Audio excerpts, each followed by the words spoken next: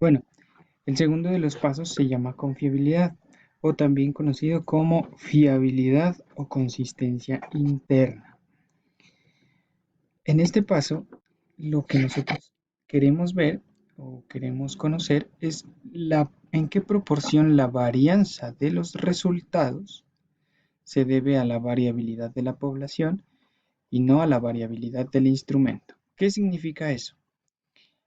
Que si un instrumento tiene mayor variabilidad que la variabilidad de los datos, el instrumento no es un instrumento confiable para medir el atributo psicológico que estamos pretendiendo medir. En esa medida, la variabilidad de la población siempre tiene que ser pues, mayor a la variabilidad del instrumento. Eh, este tipo de variabilidad o esta consistencia interna que debe tener el instrumento, por eso se llama consistencia interna, es una consistencia que tiene que tener el instrumento entre cada uno de sus ítems o preguntas. ¿Listo? Debe haber una coherencia, por decirlo de alguna manera, una coherencia entre todas las preguntas en función de lo que se pretende medir. Si yo lo que estoy midiendo es, por ejemplo, autoestima, entonces las preguntas que me hagan sobre ese constructo tienen que ser coherentes con el tema y tienen que tener una consistencia y coherencia entre ellas. ¿Sí? A eso se le denomina, se le conoce como consistencia interna. Cuando uno realiza la aplicación del instrumento, obviamente, como ustedes lo han visto, el instrumento arroja unos datos. Y esos datos, recuerden que yo les decía que siempre se tiene en cuenta dentro de la psicometría la estadística basada en las medidas de tendencia central, mediana, moda y demás medidas. Entre esas existe una que se llama la desviación estándar y la varianza, ¿listo? Esas dos medidas son importantísimas porque cuando uno está realizando la aplicación de un instrumento, tiene que tener en cuenta las varianzas de esas aplicaciones. Entonces, cuando aquí hablamos de la variabilidad del instrumento, hablamos de que la varianza que existe en los datos no puede ser mayor, perdón, no puede ser menor a la varianza del instrumento. Si el instrumento es muy variable en sus datos, quiere decir que no hay una consistencia interna. ¿Eso qué quiere indicar en términos generales? Que las preguntas que se hicieron no son acordes ya sea al constructo que usted eligió o ya sea no son coherentes entre ellas mismas.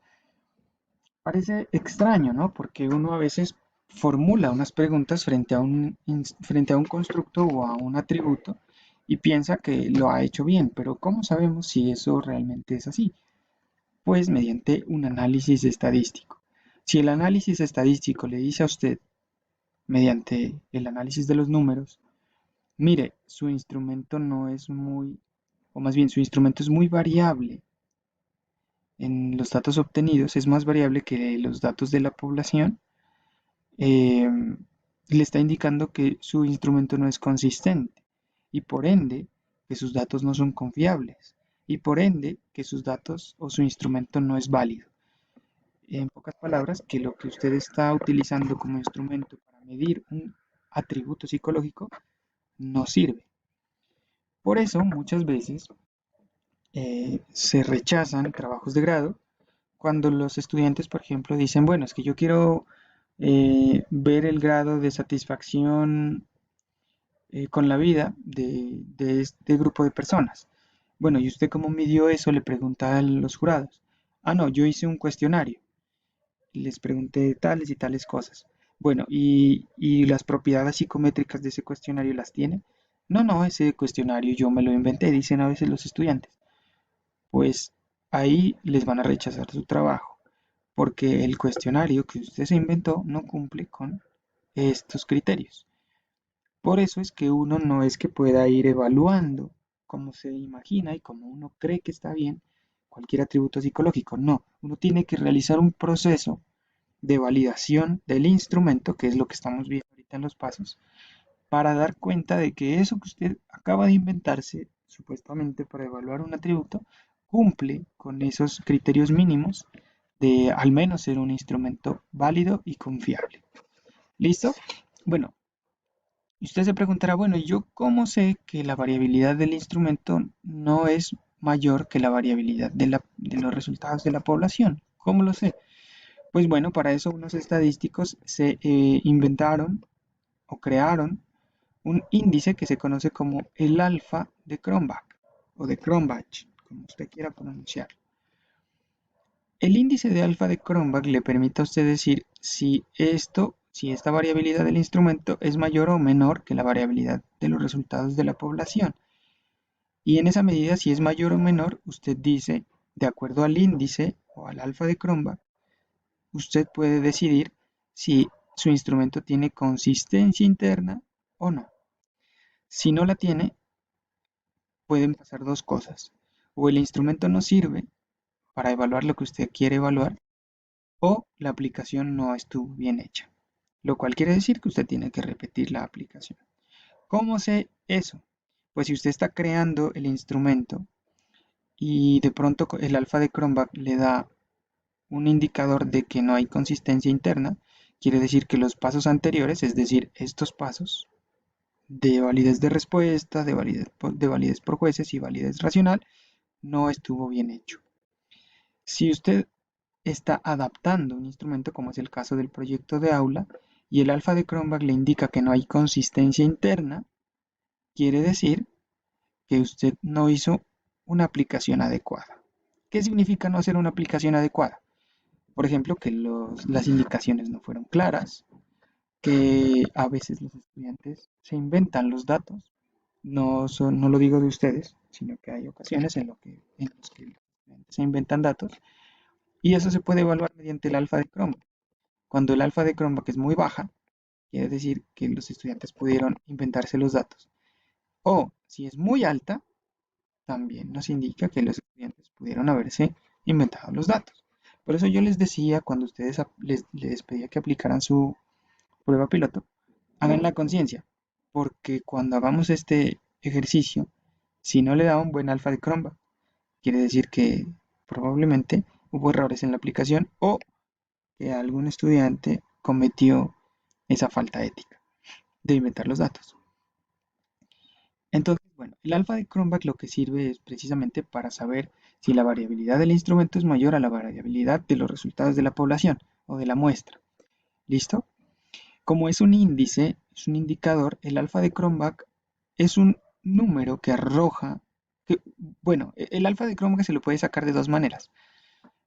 Mediante unas fórmulas, que es el paso largo, unas fórmulas estadísticas que usted hace a mano, o mediante el programa estadístico SPSS que está indicado en el otro video.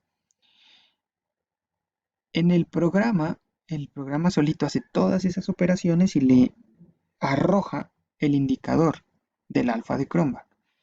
En el paso que es manual, pues obviamente usted lo tiene que sacar haciendo todas las operaciones necesarias. Pero ya que tenemos el programa y lo vamos a utilizar, pues lo vamos a sacar mediante el programa.